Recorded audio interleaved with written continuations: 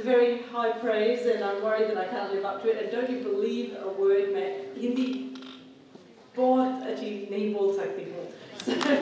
So I'm going to speak in English. It's really a genuine pleasure for me to join you all today at the valedictory session of Amity University's 18th International Business Summit and Research Conference. And I really want to thank you, Group Vice Chancellor Dr. Harinder Singh, for so kindly inviting me to come and speak today. I'd also like to acknowledge His Excellency Harinder Kaur Sidhu, the Ambassador of Poland, who I only met the other day, and who is extraordinarily impressive as a man. He's a very humble man, but you know, he's a big expert on India. He has been travelling to India for about 20 years, and I cannot think of somebody better suited to be an ambassador than someone who so deeply understands a country, although he is humble enough to say after 20 years he doesn't understand all that much still. Professor Tim Blackman, Vice Chancellor of Middlesex University, and Professor Deep Stanley, Vice Chancellor of the University of Canberra, and actually a very good friend of mine. I want to commend you for organising this summit, and I'm so impressed with the Noida campus as I walked in. It's a real credit to Amity University, and you know, I've no doubt that Noida will continue to attract more higher quality international companies to this fast-growing green belt. Now, there's many things I can talk about today, and in fact, just before I stepped on stage, Professor Singh asked me to say a few words about my leadership and how I came to be in this position. I also can talk a lot about the Australia-India relationship, and I'd like to do that, and I'd also want to talk about specifically our education relationship, because I think that that is what you've all been focusing on and talking about. But, you know, the senior women in diplomacy in Australia is still a reasonably rare thing. It's not as rare as it is in some countries. But when I joined the Foreign Service in 1987, which starts to date me, you can all work out my age now, we had, from that year, we had exactly 50% of our entries group were female. And every year after, without even trying, there was no reservation, there was no quota, it just turned out that 50-50, we always brought in every batch, men and women. After 30 years, we did a study and said, well, how are they going at the top? Because there was always this conversation about you need to have a pipeline and women need to trickle up and all of that. And we looked at our diplomatic service and we found that only 27% of senior ambassadors were women after 30 years of this going on. That only at my level, 16% of people at my level were female, which is the level very close to being at the top of the department. So we started to take a look at this because in that 30 years we had brought in equal pay, equal opportunity, childcare, flexible working, part-time, all sorts of things you think that actually have to do with bringing women into the fold. And one of the things we discovered was, in fact, and it often is, it's about culture and unconscious biases. So we've now started to look at what is it that we value, what kind of behaviours we value, are they masculine behaviours? Is the interactions that we undertake in our organisation comfortable for women? Or do women feel they have to adjust and adapt? Can we make the place more friendly? And actually, can we think harder about the skills that women have? So it's not, sadly, in some ways I've been lucky. I haven't really been a beneficiary of that process, but I would love to see more women in diplomacy, not just in Australia, but also around the world. There are, out of 160 ambassadors in Delhi from 160 different countries, only something like 15 are women. So it's not an Indian problem, it's not necessarily an Australian problem, but it's something that we need to think about. And in diplomacy, as in business, if women don't see other women at the top, they're not going to imagine that they can be in that job, that they can actually aspire to that. And so it's very important for our community, our societies, our sons, our daughters, everybody to see that the world is a fair place for everybody. And I feel that very strongly, and I'm so pleased to see so many people in India who also support that idea.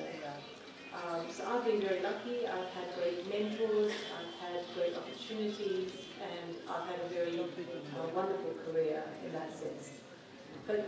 And the pinnacle of my career, really, for me so far, is coming here. Coming to India because I see that for all that we talk about Australia and India having a similar relationship, we're Commonwealth countries, we speak English together, we speak cricket together, we have the same language, we get on well. We actually don't know each other terribly well. And India is really impressively emerging into the world right now. It's doing really remarkable things in every level of society. I find the Indian youth the most exciting thing about this country. That young people who are confident, who are aspirational, who are looking to get ahead, who come to universities like Amity to really, excel and to do the best they can for themselves. They're the hope and the future of this country. And yet, for all of that, Australia and India are not as close as we could be. We don't really understand each other, and we operate very much in stereotypes. And one of the stereotypes often is that, Australia is some kind of British outpost out there. And if you say that to any Australian, they'll be horrified that people think that. But there is often an idea about that. And so it's so important to understand how diverse Australia is. We're a multicultural society with about 200 different ethnicities in our country. Indians are now the fastest growing group of new Australians in the last decade. The numbers of Indian-born Australians has tripled. So we're seeing a lot more diversity in our country. And one way that we build understanding between two countries is actually through people-to-people links. And what we're finding is that the education partnership between Australia and India is what is building understanding and building linkages between our people. I think what India and Australia share is a deep commitment to education excellence. India's research capacity and achievements have grown exponentially in the last few years, and it's a testament to the determination of your government, but also of your people, to recognise the enormous intellectual capital of the country that promises so much potential. Now we, between Australia and India, work together in many areas. We have an Australia-India Knowledge Partnership, an Australia-India Strategic Research Fund, the Australia-India Education Council, Chambers of Commerce, business councils and the like.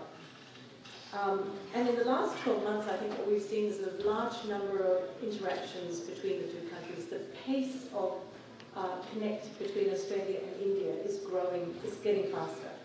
When Prime Minister Modi went to Australia in 2014, it was the first time an Indian Prime Minister had gone to Australia in 26 years.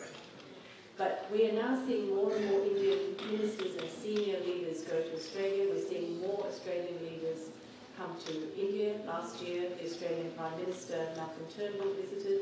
It means that our countries are on each other's maps. And that's, I think, a very good thing. I would say that, of course.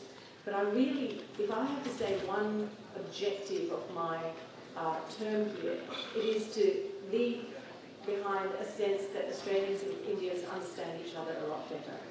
And they do that when they study together and when they conduct research together.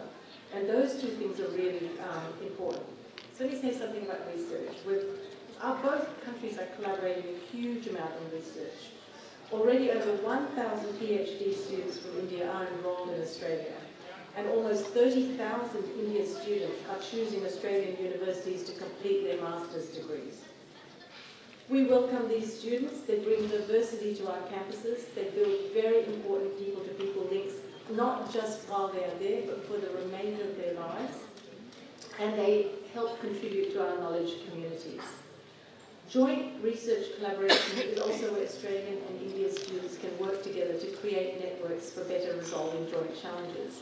Since 2011, there have been around 7,500 co-authored publications between Australia and India. Just think about that. That is a significant number. And some of these have been funded by the Australia-India Strategic Research Fund. India is a rising star in research, particularly in the fields of science and information technology. It's emerging as a global research and development hub. More than half of the world's Fortune 500 companies here have or will set up research and development operations here in India. Australia, for our part, excels internationally in a range of fields: medicine, energy, earth and planetary sciences, engineering and biosciences, to name a few. So by combining the research expertise of Australian and Indian industries on the ground, we can produce new products, deliver new understanding and new knowledge that will make a real difference to people's lives. And it's so impressive for me to see that Amity has collaborative relationships with 10 Australian universities. I won't go through them all, but obviously we're here today to celebrate a new chapter in Amity's relationship with the University of Canberra. And I congratulate them both on taking that milestone. So for Australia, it's not just obviously in the research space. There is a lot of interplay between students going backwards and forwards between Australia and India. Australia is the third most popular destination for international students. Many choose to study in Australia because of the cultural diversity, lifestyle opportunities, and education that we offer. And we have very, very proud of our university strength from a country of only 24 million people. All Australian universities excel in at least one field of research. When you look at international rankings, 8 of Australian universities are in the top 100 in the world, and more than half our universities are ranked in the top 500. Employability of graduates is a key focus of our education sector, and 8 Australian universities are ranked in the top 100 global universities in the 2018 QS Graduate Employability Rankings. So if you're interested in going to Australia to study, I encourage you to look at the studyinaustralia.gov.au website to discover the courses and institutions that you might wish to pursue. We have a number of awards, such as the Endeavour Scholarships, that can facilitate and help finance study. But the fact that many Indian students are going to Australia is not just a function of demand, it's also a testament to the quality of Indian students, researchers and faculty members, given the competitiveness of our programs and particularly for scholarships. So I want to close by thanking you again very warmly for honouring me and for inviting me to speak at this forum. Your enthusiasm and ideas can only add to the significant role of education and research in linking our two countries. And I'll conclude by congratulating Amity University again for your great success in delivering this forum as a demonstration of your commitment to international engagement. Thank you.